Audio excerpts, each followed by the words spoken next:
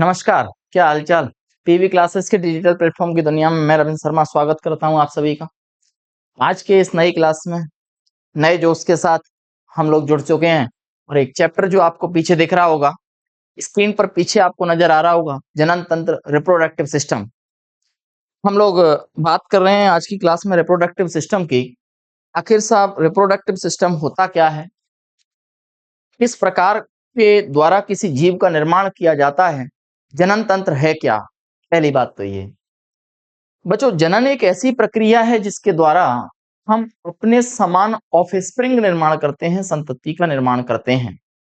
प्रत्येक जीव जो इस वातावरण में है वो अपनी जाति की निरंतरता को बनाए रखने के लिए जिस प्रोसेस को फॉलो करता है उस प्रोसेस को नाम देते हैं जनन।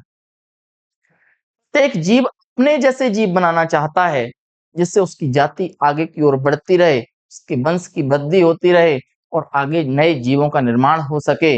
इसके लिए जनन की प्रक्रिया की जाती है। बच्चों, प्रत्येक जीव जो है वो जनन की प्रक्रिया को अपनाता है और जनन की प्रक्रिया जो है इसके अंतर्गत हम मुख्यतः जो बात करने वाले हैं वो मानव जनन तंत्र के बारे में बात करने वाले हैं, ह्यूमन रिप्रोडक्टिव सिस्टम के बारे में बात करने वाले हैं। मनुष्य जो होता है उस मनुष्य के अंतर्गत जो जनन पाया जाता है बच्चों, या मैं ऐसे बात कर लूं पहले कि जनन जो है, जनन जो होता है ये जनन दो प्रकार का बच्चों जनन देखा जाता है। दो प्रकार का जनन होता है। आखिर कौन कौन सा जनन है साहब, दो प्रकार के जनन में कौन कौन से जनन आते हैं। आपने कहा साहब दो प्रकार का जनन है और इस दो प्रकार के जनन में एक तो आता है लैंगिक जनन, सेक्सुअल रिप्रोडक्टिव सिस्टम, लैंगिक जनन तंत्र या लैंगिक जनन सेक्सुअल रिप्रोडक्शन, और दूसरा जो आता है वो आता है अलैंगिक जनन, एसेक्सुअल रिप्रोडक्शन। अलैंगिक जनन, लैंगिक जनन और अलैंगिक जनन, क्या डिफरेंस है साहब लैंगिक जनन और अलैंगिक जनन में। लैंगिक जनन की जो प्रक्रिया है, इस लैंगिक जनन की प्रक्रिया के अंतर्गत दो जीवों की आवश्यकता होती है। दो प्राणी चाहिए आपको, दो जीव चाहिए, तब लैंगिक जनन होगा। और दोनों जीव जो होते हैं ये दोनों जीव विषम लिंगी चाहिए आपको, विषम लिंगी चाहिए साहब, एक नर हो और दूसरी मादा हो, तब लैंगिक जनन होगा। यदि एक ही जीव है और एक कोशिकीय जीव है, उन सभी जीवों के अंतर्गत जो जनन पाया जाता है उस जनन को कहते हैं अलैंगिक जनन। मैं बात करूंगा अलैंगिक जनन पर, जैसे हम बात करेंगे द्विविभाजन की, हम बात करेंगे बहुविखंडन की, हम बात करेंगे मुकुलन की, और हम उसके बाद में बात करेंगे पुनरुद्भवन की, रीजनरेशन की। ये सारी प्रक्रिया होती है अलैंगिक जनन में। लेकिन सबसे पहले हम बात कर रहे हैं लैंगिक जनन की, और लैंगिक जनन मनुष्य के अंतर्गत पाया जाता है। मनुष्य जो होता है उस मनुष्य में दोनों प्रकार के लिंग उपस्थित हैं। एक महिला है जिसे कहते हैं मादा, और एक पुरुष जिसे कहते हैं नर। दोनों हेट्रोजीनस हैं, विषम लिंगी हैं, और विषम लिंगी के मध्य में होने वाली प्रक्रिया ही कहलाती है लैंगिक जनन। महिलाएं जो होती हैं उन महिलाओं में प्यूबर्टी का प्रारंभ जो होता है, महिलाओं के अंतर्गत प्यूबर्टी का जो प्रारंभ होता है वो प्यूबर्टी का प्रारंभ लगभग 10 से लेकर के 12 वर्ष की उम्र में प्रारंभ हो जाता है।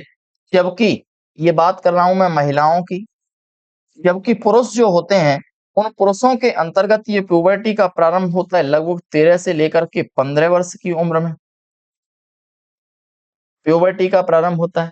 साहब आप कैसे पता लगा सकते हैं कि महिलाओं में प्यूबर्टी स्टार्ट हुई है अथवा नहीं, पुरुषों में प्यूबर्टी स्टार्ट हुई है अथवा नहीं। इसके आधार पर आप बाह्य लक्षणों को देख करके पता लगा सकते हैं। कैसे? यदि महिलाओं के जो स्तन हैं, नितंब जो हैं, यदि उन नितंबों का विकास होना प्रारंभ हो जाता है, इसका मतलब महिलाओं में प्यूबर्टी प्रारंभ हो चुकी है। महिलाओं में मासिक चक्र का आना इस बात की ओर संकेत करता है कि महिलाओं में प्यूबर्टी प्रारंभ हो चुकी है। महिलाएं जितनी भी हैं उनकी आवाज कैसी होने लग गई, सुरीली आवाज होने लग गई, तीखी आवाज होने लग गई। इसका मतलब यह है कि उसमें प्यूबर्टी का प्रारंभ हो चुका है। यदि महिलाओं के जननांग जितने भी हैं उन पर रोम आने प्रारंभ हो गए, बालों का आना प्रारंभ हो गया, इस बात का द्योतक है कि महिलाओं में प्यूबर्टी प्रारंभ हो चुकी है। साहब मैं पुरुष में कैसे पता लगाऊंगा कि प्यूबर्टी प्रारंभ हुई है अथवा नहीं हुई है। पुरुषों के अंतर्गत बच्चों मैं ये कह सकता हूँ यदि पुरुषों की आवाज भारी होना लग जाए तो ये भी लक्षण है कि पुरुष की प्यूबर्टी प्रारंभ हो चुकी है। यदि मैं ये कह दूं कि पुरुषों में दाढ़ी मूछें आना प्रारंभ हो गई हैं, इसका मतलब उसमें भी प्यूबर्टी स्टार्ट हो चुकी है। आपने कहा सर महिलाओं में मासिक चक्र का प्रारंभ हो गया, क्या मैं कह सकता हूं का प्यूबर्टी स्टार्ट है? बिल्कुल आप कह सकते हो कि प्यूबर्टी का प्रारंभ हो चुका है और महिलाओं में मासिक चक्र का प्रारंभ होना, मैं इधर लिख देता हूं, महिलाएं जितनी भी हैं उन महिलाओं में या मादा में मासिक चक्र का प्रारंभ होना, मैचुरेशन साइकिल का स्टार्ट होना, मादाओं में मासिक चक्र का प्रारंभ होना ही बेटा कहलाता है रजोदर्शन। महिलाओं में मासिक चक्र का प्रारंभ होना कहलाता है रजोदर्शन। इंपोर्टेंट लगा लेना, आपसे पूछा जा सकता है महिलाओं में मासिक चक्र का प्रारंभ होना क्या कहलाता है, तो आप बता देना महिलाओं में मासिक चक्र का प्रारंभ होना रजोदर्शन कहलाता है।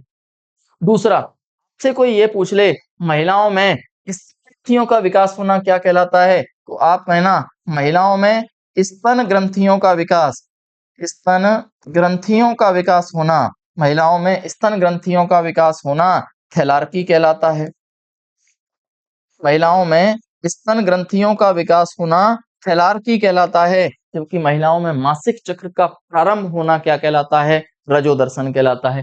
एक प्रश्न यही और बता देता हूं तुम्हें, आखिर आपसे ऐसा प्रश्न भी कोई पूछ सकता है कि महिलाओं में मासिक चक्र का बंद होना क्या कहलाता है। महिलाओं में मासिक चक्र का बंद होना, आपने कहा साहब महिलाओं में यदि मासिक चक्र बंद हो गया और ये बंद होने की प्रक्रिया जो है, इस प्रक्रिया को कहते हैं रजोनिवृत्ति। इस प्रक्रिया को कहा जाता है रजोनिवृत्ति।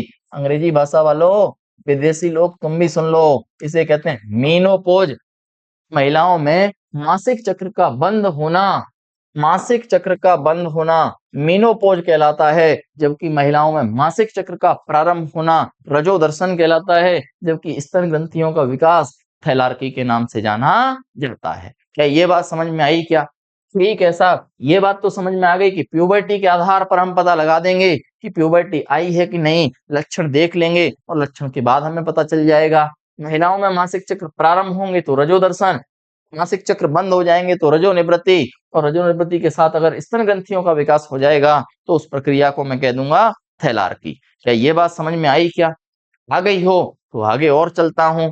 मैंने कहा साहब मनुष्य के अंतर्गत लैंगिक जनन जो है, उस लैंगिक जनन में दो जीवों की मुझे आवश्यकता पड़ती है। एक तो मेरे पास कौन है, नर, और दूसरी मेरे पास कौन है, मादा। दो प्राणी हैं मेरे पास, एक तो नर प्राणी है और दूसरा प्राणी कौन सा है, मादा प्राणी है। दो प्राणियों में यहाँ पूछा जाता है कि ये जो दो प्राणी आपने लिए हैं साहब, इन दोनों प्राणियों में जो मुख्य जनन अंग है, दो प्रकार के जनन अंग होते हैं। एक तो होते हैं प्राथमिक जनन अंग, प्राथमिक जनन अंग। तो नर जो है उसमें प्राथमिक जनन अंग कौन है, और इधर आपसे पूछ ले कि महिला जो है उस महिला में primary sex organ, primary sex organ कौन सा है, प्राथमिक जनन अंग कौन सा है।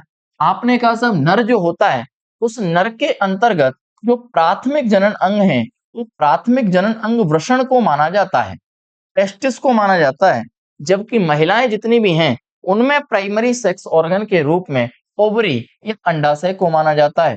आपने कहा सर ऐसी बात है क्या, पहले तो मुझे ये बताएं कि नर में वृषण पाए कहाँ जाते हैं। तो मैं कहता हूं मनुष्य के अंतर्गत शरीर से बाहर थैलीनुमा संरचना में एक संरचना पाई जाती है जिसे वृषण कोश कहते हैं, और उस वृषण कोश के अंतर्गत ही क्या पाए जाते हैं, वृषण पाए जाते हैं। इन वृषण के अंतर्गत ही शुक्राणुओं का निर्माण होता है।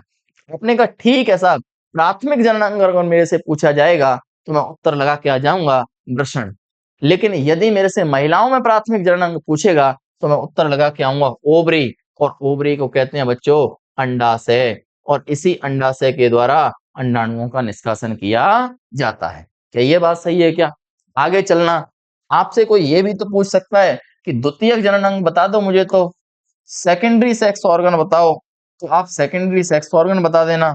द्वितीयक जनन अंग सेकेंडरी सेक्स ऑर्गन, द्वितीयक जनन अंग पूछ ले, द्वितीयक जनन अंग के अंतर्गत आप क्या क्या ध्यान रखेंगे। ये जो वृषण कोश है बच्चों, ये वृषण कोश एक संरचना में स्थित होते हैं। वृषण जो है ये वृषण कोश में पाए जाते हैं। वृषण कोश के अंतर्गत एक संरचना और पाई जाती है, उस संरचना को कहते हैं अधिवृषण। और अधिवृषण के पास में कुछ कोशिकाएं पाई जाती हैं जिन्हें कहते हैं सर्टोली कोशिका। और सर्टोली कोशिका के पास में और भी बहुत सारी कोशिकाएं हैं जिन्हें कहते हैं लैडिंग कोशिका। लैडिंग कोशिका। तो लैडिंग कोशिका के साथ में मनुष्य के अंतर्गत पाई जाती है शुक्रवाहिका। शुक्रवाहिका। और यहीं पर ग्रंथि भी पाई जाती है जिसे कहते हैं बच्चों प्रोस्टेट ग्रंथि। कौन सी ग्रंथि है?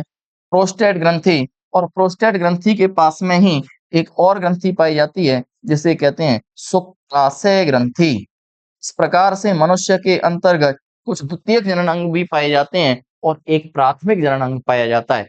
आपसे परीक्षा के अंतर्गत प्रश्न यही पूछा जाएगा कि निम्न में से प्राथमिक जनन अंग कौन सा है, या फिर ये भी पूछा जा सकता है कि निम्न में से कौन सा प्राथमिक जनन अंग नहीं। तो ध्यान आपको यही रखना है कि प्राथमिक जनन अंग तो किसको कहा जाता है, आप इतना ध्यान रख लेना।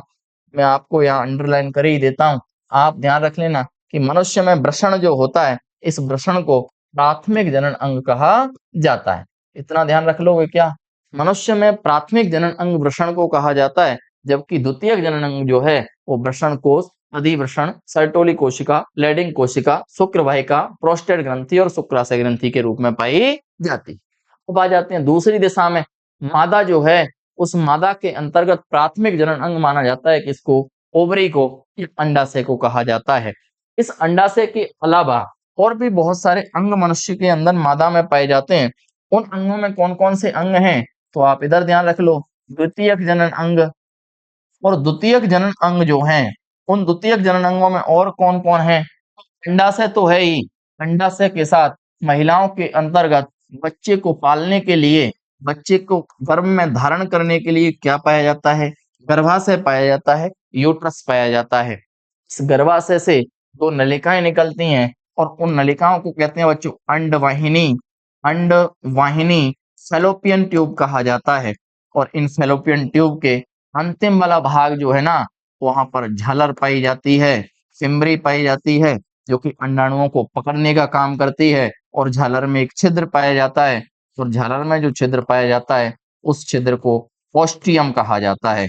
झालर में पाए जाने वाले छिद्र को ओस्टियम के नाम से जाना जाता है। आगे चलते हैं। मैंने कहा गर्भाशय पाया जाता है, गर्भाशय के दोनों दिशाओं में अंडवाहिनी पाई जाती है। अंडवाहिनी का अंतिम भाग झालर कहलाता है और झालर में एक छिद्र होता है जिसे ओस्टियम कहते हैं। मादा के अंतर्गत इस ओस्टियम के साथ साथ मादा में एक मार्ग होता है जिसे योनि कहा जाता है, और इस योनि नाल के द्वारा ही बच्चे को जन्म दिया जाता है। आपने कहा सर ऐसे मादा में योनि है, उसी प्रकार से पुरुष जो होते हैं उन पुरुषों के अंतर्गत पेनिस पाया जाता है जिसे शिश्न कहा जाता है। इस तरीके से महिलाओं में और पुरुषों में प्राथमिक और द्वितीयक जनन अंग पाए जाते हैं। सबसे पहले मैं बात कर लेता हूँ मादा जनन तंत्र की, और उसके बाद में हम बात कर लेंगे नर जनन तंत्र की, फिर कुछ क्वेश्चन कर लेंगे जिससे हमारा रिवीजन हो जाएगा वापस से। चलिए सबसे पहले हम लोग बात करने वाले हैं जो तंत्र है उसमें मादा जनन तंत्र की। मादा जनन तंत्र, ध्यान से सुनना। एक छोटा सा डायग्राम बनाता हूँ और डायग्राम बनाते ही मैं आपको समझा दूंगा और आपकी समझ में भी आ जाएगा, ऐसा मुझे लगता है। आपकी तो क्या ही पता, तुम तो भोले वाले आदमी हो ना। देखना, एक डायग्राम ऐसा ऐसा मैंने कुछ बना दिया इधर। ऐसा ऐसा एक डायग्राम आपके एनसीईआरटी के अंदर आपको देखने के लिए मिल जाएगा। इस तरीके से महिलाएं जो हैं, उन महिलाओं के अंतर्गत ये पूरी संरचना पाई जाती है। इस संरचना के अंतर्गत देखना बच्चों, यहाँ पर इस प्रकार के कुछ भाग पाए जाते हैं।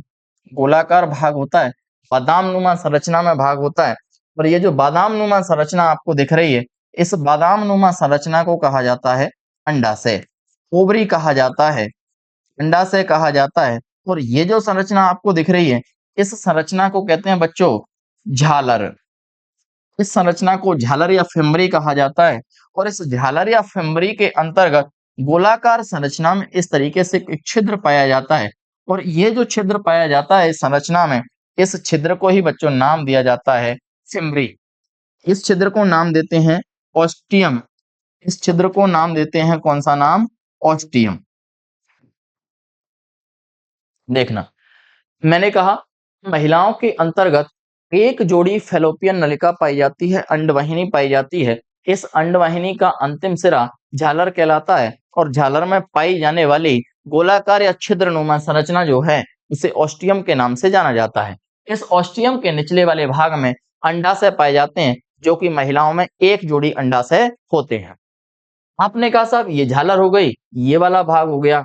अब ये वाला जो पूरा वाला भाग आपको दिख रहा है, उस भाग को कहते हैं पूरे को अंडवाहिनी फैलोपियन ट्यूब कहा जाता है।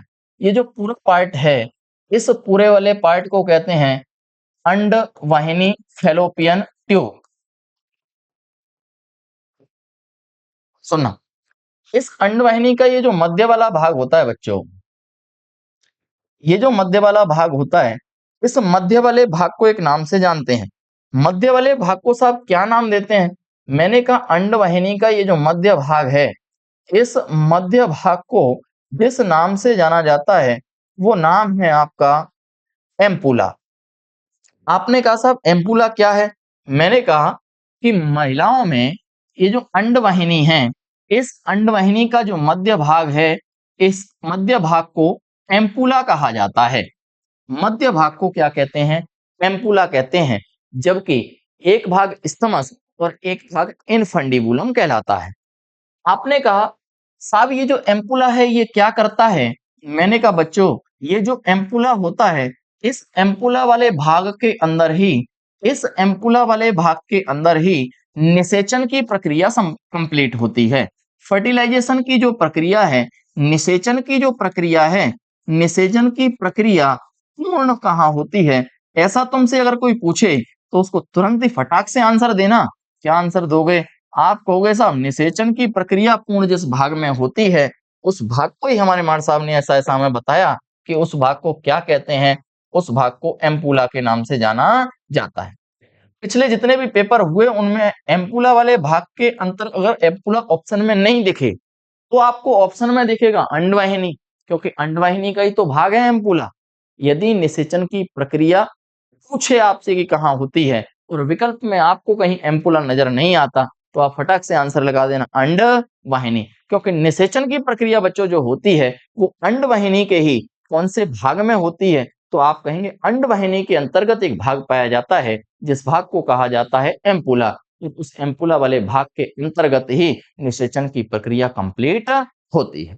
यहाँ भ्रूण निषेचित हो जाता है। जैसे ही अंडा ऊपर जाता है, इधर से शुक्राणु प्रवेश करता है, फटाक से एक शुक्राणु जाता है और अंडे को निषेचित कर देता है। और जैसे ही अंडा निषेचित हुआ, मोरुला अवस्था बनेगी, ब्लास्टूला बनेगी, गैस्टूला बनेगी, फिर ब्लास्टोसिस्ट अवस्था बनती है। और जो ब्लास्टोसिस्ट अवस्था का शिशु जो है या भ्रूण जो है, वो अंडा जो है, वो अंडा यहाँ से गमन करता है और गमन करता हुआ गर्भाशय में पहुंच जाता है।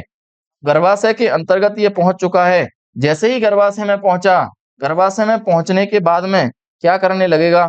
तो आपने कहा साहब जब 32 कोशिकीय ब्लास्टोसिस्ट जो अवस्था है, वो 32 कोशिकीय ब्लास्टोसिस्ट अवस्था जैसे ही इस गर्भाशय में पहुंचती है, गर्भाशय के अंतर्गत जाने के बाद एक नाभि नाल का निर्माण करती है, अपरा का निर्माण करती है और अपरा के द्वारा ये भ्रूण गर्भाशय की ऊपरी भित्ति एंडोमेट्रियम के साथ जुड़ जाता है।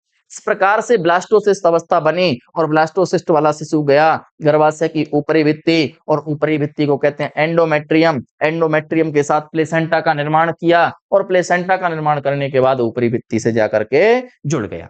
भ्रूण जुड़ गया किससे? गर्भाशय की भित्ति से। जैसे ही भ्रूण गर्भाशय की भित्ति से जुड़ता है बच्चों, हमारे शरीर में मादाओं के अंतर्गत एक हार्मोन की मात्रा बढ़ती है और उस हार्मोन को नाम देते हैं प्रोजेस्टेरॉन। जितनी ज्यादा प्रोजेस्टेरॉन की मात्रा शिशु उतनी बॉन्डिंग अच्छी बनती है और शिशु जुड़ जाता है किसके साथ? आपने कहा साहब शिशु जुड़ गया गर्भाशय की एंडोमेट्रियम भित्ति के साथ। लेकिन हार्मोन की मात्रा कौन से की बढ़नी चाहिए? आपने कहा साहब प्रोजेस्टेरॉन हार्मोन की मात्रा बढ़नी चाहिए। साहब मैं ये भी कह रहा हूं कि महिलाओं के अंतर्गत एक जोड़ी अंडाशय हैं, प्रत्येक महीने दोनों अंडाशय अल्टरनेट काम करते हैं, एकांतर रूप से काम करते हैं। इसका मतलब ये कि किसी महिला में मासिक चक्र का प्रारंभ जनवरी माह से हुआ तो पहले अगर दाएं वाले भाग ने जनवरी में अंडाणु का निर्माण किया है तो फरवरी में बायां वाला भाग निर्माण करेगा। अल्टरनेट रूप से काम करते हैं। किसी ने ऐसा एक प्रश्न कभी पूछा था कि यदि ऐसा कर दूं कि एक साइड की अंडवाहिनी को काट करके बांध दूं, बांध दे रे, एक ही महीने तो निषेचन नहीं होगा, अगले महीने वापस अंडाणु का निष्कासन होगा, तब तो निषेचन होने की संभावना बढ़ेगी। ऐसा इसलिए क्योंकि दोनों ही एकांतर रूप में कार्य करते हैं। चलिए मैं मासिक चक्र पढ़ाने वाला हूं इसके बाद, तब और अच्छे से समझ में आएगा। आपने कहा कि एम्पुला था, उस एम्पुला वाले भाग में निषेचन हुआ, मोरुला अवस्था बनी, ब्लास्टुला, गेस्टुला, ब्लास्टोसिस, और जैसे ही ब्लास्टोसिस बने रोपित हो गया भ्रूण, कहाँ जाके, गर्भाशय की एंडोमेट्रियम वाली भित्ति में।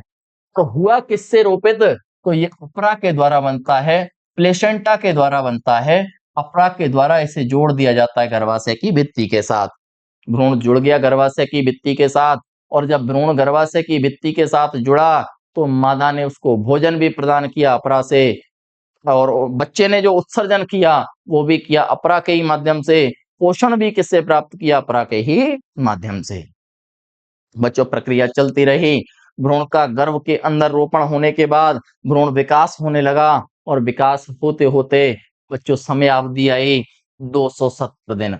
ऐसा प्रश्न एक भर्ती परीक्षा में 2016 में पूछा गया कि महिलाओं के अंतर्गत भ्रूण का विकास कितने दिनों में पूर्ण होता है? ध्यान रखना, 270 दिन के अंतर्गत महिलाओं में भ्रूण का विकास पूर्ण होता है। लगभग 9 महीने की अवधि के अंतर्गत भ्रूण का विकास हो जाता है। भ्रूण का विकास हो गया 9 महीने की अवधि में। जैसे ही भ्रूण का विकास कंप्लीट हुआ और इस गर्भाशय की भित्ति जो है पीयूष ग्रंथि ने इनको सक्रिय कर दिया, और सक्रिय होने के बाद एक हार्मोन का निष्कासन हुआ। उस हार्मोन का नाम था ऑक्सीटोसिन। बच्चों ये ऑक्सीटोसिन हार्मोन का निष्कासन प्रारंभ हो गया, और जैसे ही ऑक्सीटोसिन हार्मोन का निष्कासन प्रारंभ हुआ गर्भाशय की इस भित्ति में तीव्र संकुचन होने लग गए, और तीव्र संकुचन हुए, और तीव्र संकुचन होने के कारण ये जो गर्भाशय है, इस गर्भाशय के अंतर्गत एक पीड़ा उत्पन्न होती है, और जो पीड़ा उत्पन्न होती है उस पीड़ा को किस नाम से जानते हैं? तो आपने कहा ये जो ऑक्सीटोसिन हार्मोन है इसे प्रसव पीड़ा का हार्मोन कहा जाता है, प्रसव पीड़ा हार्मोन कहा जाता है। बच्चों आपने ऐसा देखा भी होगा कि कई बार महिलाओं की 9 माह की गर्भावधि पूर्ण हो जाती है, और गर्भावधि पूर्ण होने के बाद में भी महिलाओं के पेन स्टार्ट नहीं होता। डॉक्टर ऐसा कहता है कि इंजेक्शन लगा के मैं चेक करता हूं कि पेन स्टार्ट होगा अथवा नहीं। अगर पेन स्टार्ट नहीं होता है तो ऑपरेशन द्वारा, शल्य चिकित्सा के द्वारा उस शिशु को बाहर निकाल लिया जाता है। ऑक्सीटोसिन हार्मोन निष्कासित हुआ जिसके कारण प्रसव पीड़ा उत्पन्न हुई, गर्भाशय की भित्ति में तीव्र संकुचन उत्पन्न हुए, और संकुचन होने के कारण इस गर्भाशय की ऊपरी भित्ति से अपरा का संयोजन टूट गया। और जब अपरा का संयोजन टूटता है तो इस गर्भाशय के अंदर एक और हार्मोन निकलता है, उस हार्मोन का नाम है रिलैक्सिन। उस हार्मोन को किस नाम से जानते हैं? रिलैक्सिन। अब रिलैक्सिन नामक हार्मोन का निष्कासन प्रारंभ हो गया, और जैसे ही बच्चों रिलैक्सिन हार्मोन निकला, रिलैक्सिन हार्मोन ने अपना काम प्रारंभ कर दिया। ये क्या करेगा? तो जो रिलैक्सिन हार्मोन पाया जाता है, ये रिलैक्सिन जो है ये जन्म नाल जो है, वर्थ कैनाल जिसे कहते हैं, उस वर्थ कैनाल को, जन्म नाल को चिकनाई प्रदान करता है। चिकनाई प्रदान करने का काम करता है, और जब चिकनाई प्रदान हो जाती है तो गर्भ के अंदर से, जन्मनाल से होता हुआ शिशु कहाँ आ जाता है? बाहर। योनि वाले भाग से शिशु का बाहर आना ऑक्सीटोसिन और रिलैक्सिन नामक हार्मोन, दोनों हार्मोन के सहयोग के कारण होता है। क्या इतनी बात क्लियर है? आगे सुनना। मैंने कहा अंडाशय से अंडाणु का निष्कासन होगा कब मालिक? होगा तभी, अब जब एलएच हार्मोन की मात्रा शरीर में बढ़ेगी। मतलब अगला टॉपिक मेरा इसके बाद, साहब अंडाणु आपने सारा काम करवा दिया पर ये तो बताया ही नहीं अंडाणु का निष्कासन हुआ कैसे कैसे। सुनना, महिलाओं में सामान्यतः प्रत्येक माह मासिक चक्र प्रारंभ होते हैं, और ये जो मासिक चक्र है इस मासिक चक्र की अवधि मानी जाती है कुल कितने दिनों की? 28 दिनों की। महिलाओं में 28 दिनों की मासिक चक्र की अवधि मानी जाती है और इस 28 दिनों की मासिक चक्र की अवधि के अंतर्गत मैं ये कह सकता हूं कि महिलाओं में प्रारंभिक मासिक चक्र के 5 दिनों तक रक्तपात होता है, ब्लड लॉस होता है, रक्तपात होता है। इस समय शरीर में जितनी भी पुरानी कोशिकाएं जो पहले मासिक चक्र के दौरान अंडाणु को नष्ट किया गया था, उस अंडाणु को बाहर निकाला जाता है। उस 5 दिनों के बाद वापस गर्भाशय की भित्ति को साफ सुथरा बनाया जाता है। भ्रूण के रोपण के लिए एक उचित माध्यम प्रदान किया जाता है। अचानक से एलएच हार्मोन की मात्रा मादा के शरीर में बढ़ती है और जब एलएच हार्मोन की मात्रा बढ़ती है, इसे कहते हैं ल्यूटिनाइजिंग हार्मोन।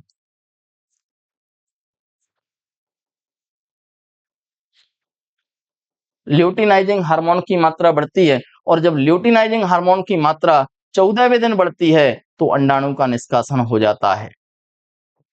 अंडाणु का क्या हो जाता है? निष्कासन। सामान्यतः ऐसा कहा जाता है कि जब अंडाणु का निष्कासन होता है तो अंडाणु निष्कासित होने के बाद लगभग 24 से लेकर के 40 घंटे तक, इसका मतलब मैं ये कह सकता हूं 1 से 2 दिन तक जीवित रहता है और शुक्राणु भी मादा के शरीर में प्रवेश करने के बाद लगभग 1 से 2 दिन के लिए क्या रहता है? जीवित रहता है।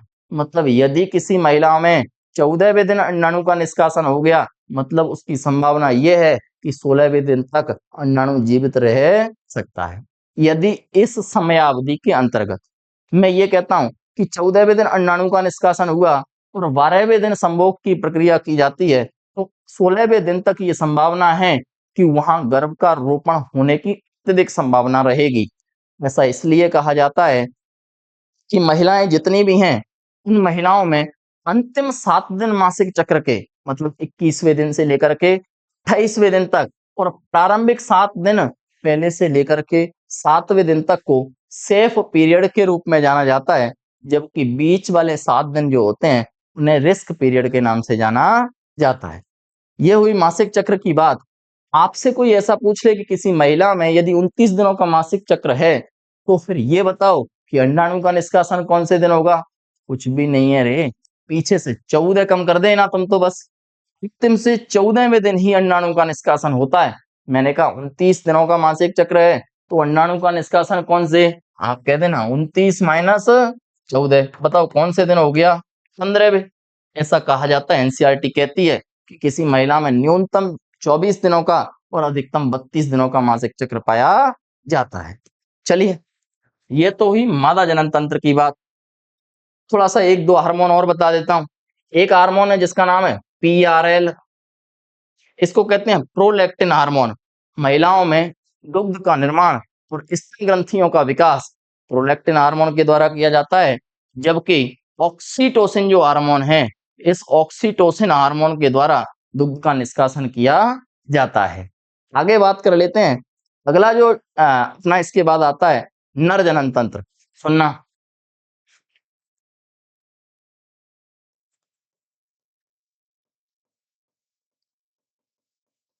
मैंने आपसे कहा कि नर जनन तंत्र जो है, इस नर जनन तंत्र के अंतर्गत 2 चीजें बताई मैंने सबसे पहले आपको।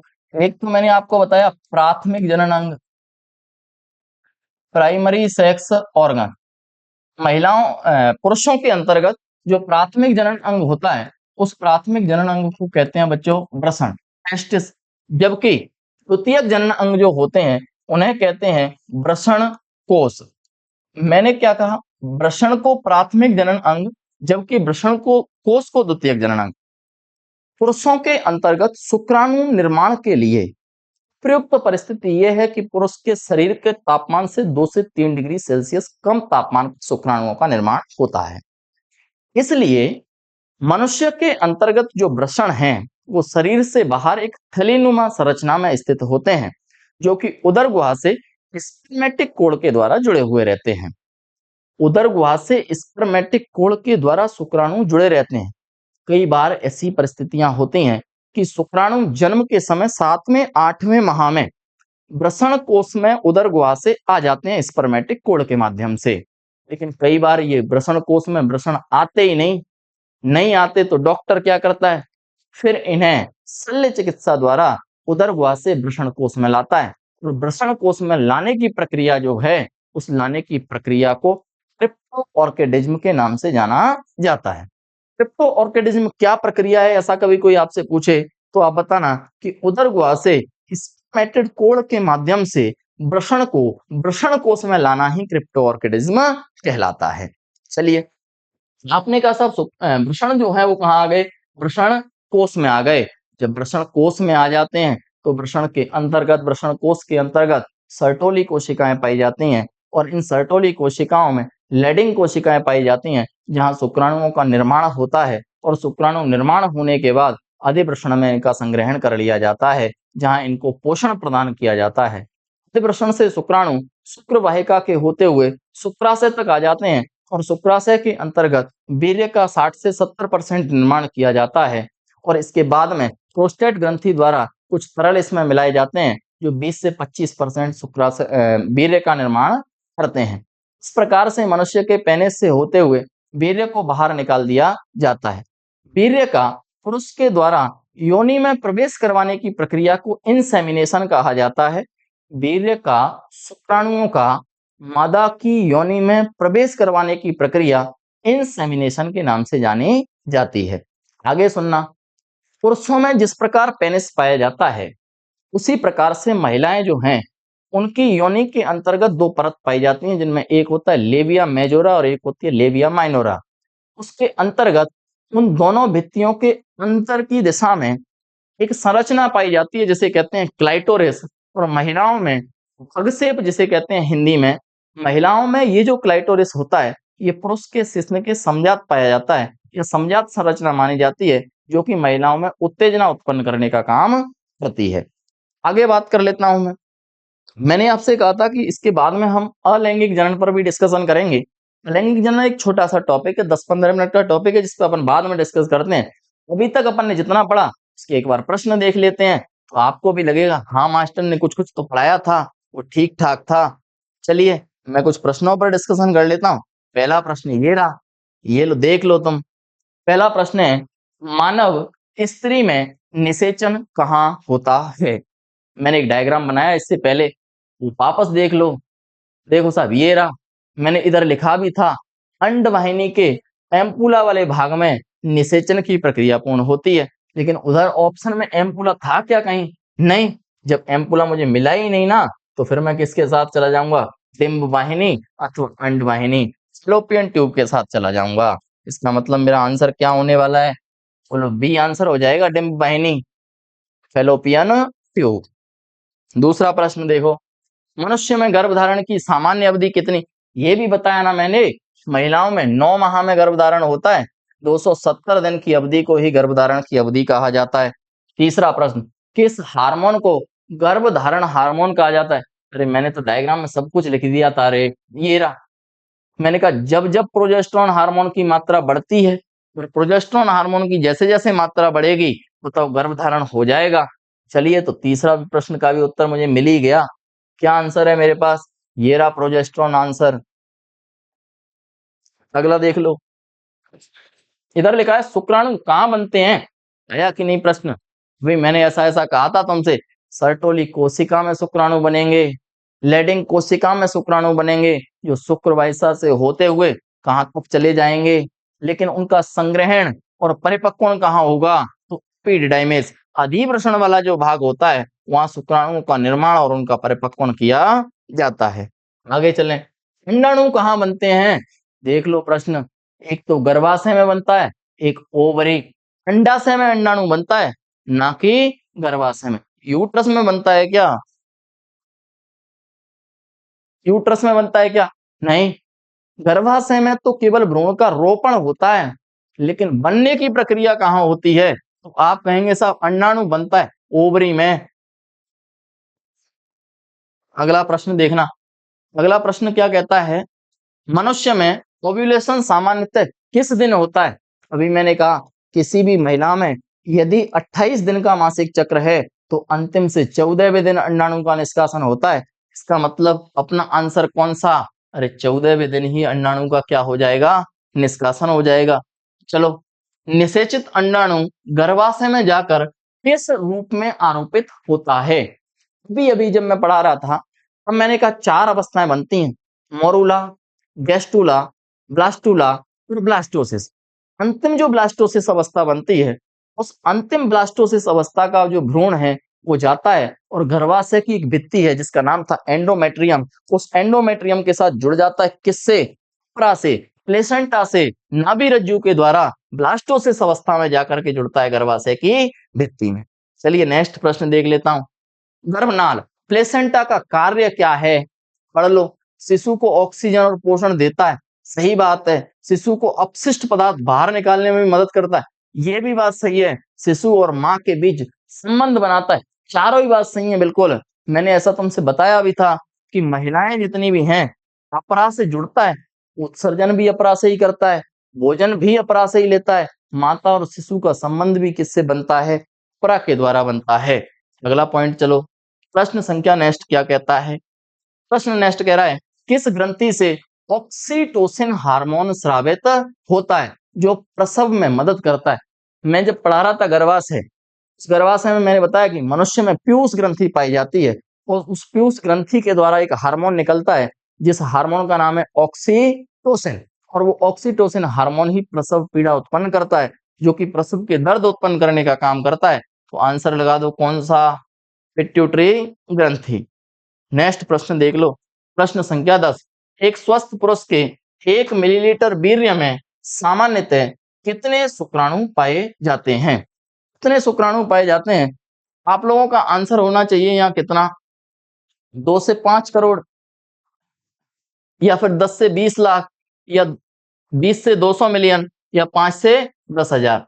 तो सुनना, ऐसा एनसीईआरटी में लिखा है कि लगभग एक स्वस्थ व्यक्ति के 1 ml वीर्य के अंतर्गत 20 से 200 मिलियन शुक्राणु पाए जाते हैं। ये मैंने आपको बताया नहीं था, पर ध्यान रखना 20 से लेकर के कितने मिलियन शुक्राणु पाए जाते हैं? 200। अगला, प्रसव के दौरान गर्भाशय के संकुचन किस हार्मोन द्वारा नियंत्रित किए जाते हैं? तो मैं आपको बता ही चुका, गर्भाशय के हार्मोनों के द्वारा नियंत्रित करने वाला हार्मोन है कौन सा? ऑक्सीटोसिन हार्मोन जो है, वो ऑक्सीटोसिन हार्मोन ही गर्भाशय में संकुचन उत्पन्न करने का काम करता है। नेक्स्ट प्रश्न था, गर्भावस्था के दौरान दूध उत्पादन किस हार्मोन से किया जाता है? अभी बताया, प्रोलैक्टिन हार्मोन जो है वो दुग्ध का क्या करता है? निर्माण करने का काम करता है। नेक्स्ट, भ्रूण की हृदय गति लगभग किस सप्ताह में शुरू हो जाती है? ऐसा प्रश्न है, सुनना।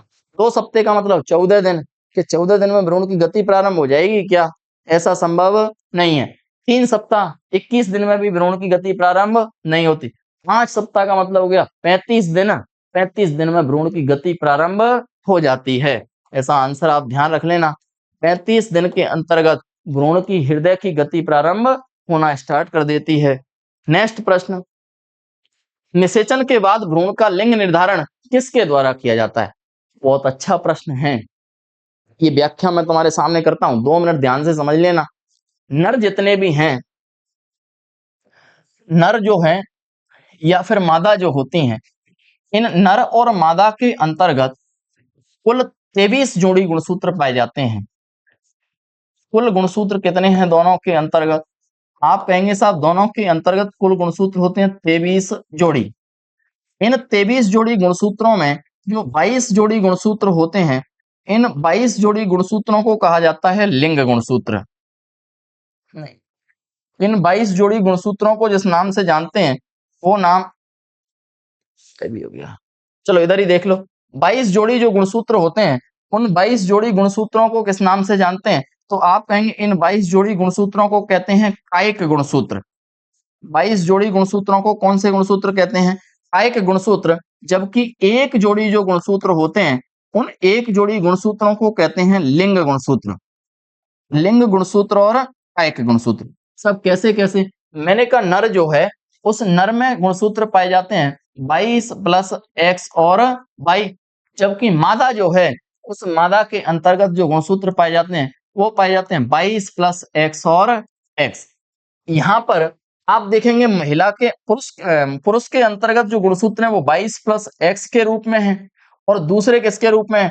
22 प्लस वाई के रूप में है। जबकि मादा के अंतर्गत दोनों ही किस रूप में है? 22 प्लस एक्स, और इधर भी 22 प्लस एक्स के ही रूप में है। जब किसी पुरुष से 22 प्लस एक्स जाता है और महिला से तो हमेशा की स्थिति में 22 प्लस एक्स आना ही है, तो इधर बनता है 44 प्लस एक्स एक्स। जबकि आपने कहा यदि साहब पुरुष से 22 प्लस 22 जाता है और महिला से तो आएगा ही 22 प्लस एक्स, तो इधर बनता है 44 प्लस एक्स और 22। इसका मतलब इस 22 को भेजने के लिए जिम्मेदार कौन है? तो नर जिम्मेदार होता है।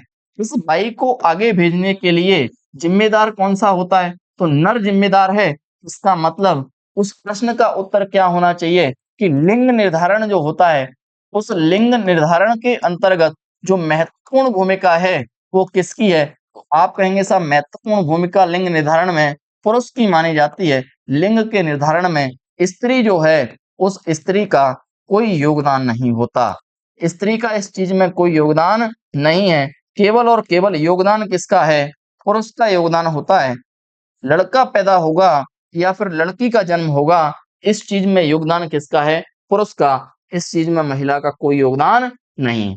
नेक्स्ट प्रश्न, मनुष्य में एक्स और वाई गुणसूत्र किस प्रकार निर्धारित करते हैं? क्या एक्स एक्स महिला में होता है क्या? बिल्कुल सही बात है, अपन ने लास्ट प्रश्न में ही देखा था। और एक्स वाई किस में होता है? पुरुष में। ये भी बात बिल्कुल सही है। इसका मतलब इसका उत्तर कौन सा है अपना? ये उत्तर हो जाएगा। प्रश्न संख्या अपन देखते हैं 16। इस अंग को टेस्टोस्टेरोन बनाने का कार्य सौंपा गया है। देख लो, वही बात आ गई ना। मनुष्य के अंतर्गत हार्मोन बनता है एंड्रोस्ट्रोजन, जिसे टेस्टोस्टेरोन भी कहते हैं। और टेस्टोस्टेरोन मनुष्य के शरीर में शरीर के ताप से 2 से 3 डिग्री सेल्सियस कम पर बनता है। बनता कहाँ है? तो वृषण के द्वारा बनाया जाता है। तो उत्तर तो अपने पास पहले ही आ गया था ना।